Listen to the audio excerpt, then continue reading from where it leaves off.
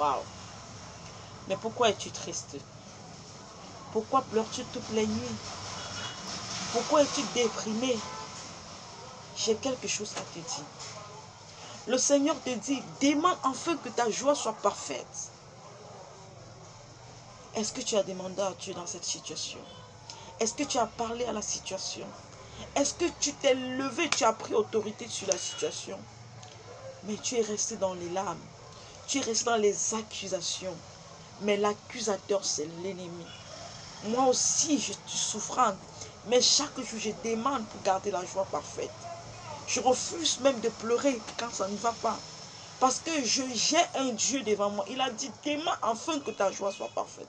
Alors Dieu veut. Il veut que nous venons vers lui lorsque nous avons un souci. Il voudrait que nous posons notre problème.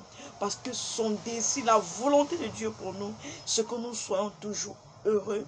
Sa volonté, c'est que nous marchons dans les moments d'allégresse. Alors, lève-toi de ton chagrin. Lève-toi de ta solitude. Tu peux crier, Jésus, où es-tu? J'ai besoin de toi. Certainement, tu ne trouves pas un emploi. Tu as déposé les dossiers partout, mais rien. Certainement, tu cherches un enfant. Tu as tout fait, mais rien. Certainement, tu cherches un mari. Tu as tout fait, mais rien. Que crois-tu? Penses-tu que Christ est limité? Penses-tu que Jésus-Christ est limité par un emploi? Penses-tu qu'il est limité pour te donner un enfant?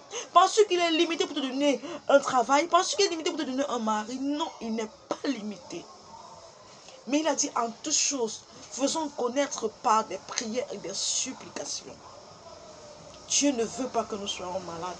Il ne veut pas que nous soyons tristes. Il dit qu'il a des projets de paix et de bonheur pour nous, comme il a tantôt dit à Jésus. Alors, lève-toi. Affronte cette vie difficile. Les personnes s'en sortent, mais tu te dis, moi, je ne mérite pas la réussite. Tu mérites la réussite. Lève-toi de ce châtiment. Lève-toi de cette pensée qui te dit que tu n'es personne. Prends le défi. Relève le défi. Je veux t'encourager. Peut-être tu es une femme, peut-être tu es un homme. Tu es l'on se mord de toi.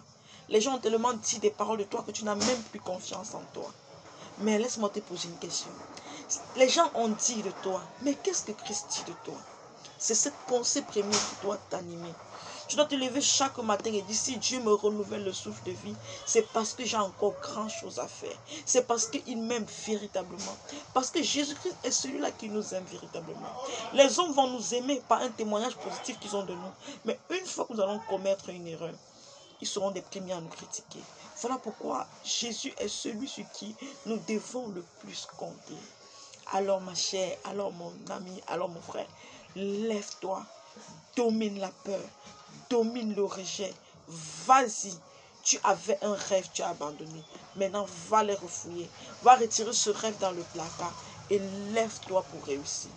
Toi là qui étais malade, les médecins ont dit qu'ils ne pouvaient rien. Je vais te dire une chose. De la même manière que Anne a pleuré jusqu'à saouler parce qu'elle voulait que Christ lui réponde. Toi-même aussi, tu peux faire la même chose. La femme à la perte de sang a fait 12 ans de maladie, mais qu'elle a touché le pan du vêtement de Jésus, elle a été guérie. Cette femme infime depuis 18 ans, lorsque Jésus-Christ l'a touchée, elle a été guérie. Crois-tu qu'il est limité par ta part de problème? Non. Je viens te donner le sourire vraiment. Relève-toi, relève le défi, compte sur Christ. Moi aussi, je travaille les choses difficiles, mais je n'ai jamais oublié un truc. Christ est avec moi. Et s'il est avec moi, mon espérance ira de gloire en gloire. S'il est avec moi, je suis appelé à vivre la santé totale. S'il est avec moi, alors je sais que le bonheur, la paix, c'est mon héritage. S'il est avec moi, je sais que je peux tout parce qu'il me fortifie chaque jour. Ce n'est pas un esprit de timidité qui t'a donné, mais un esprit de force. Alors lève-toi.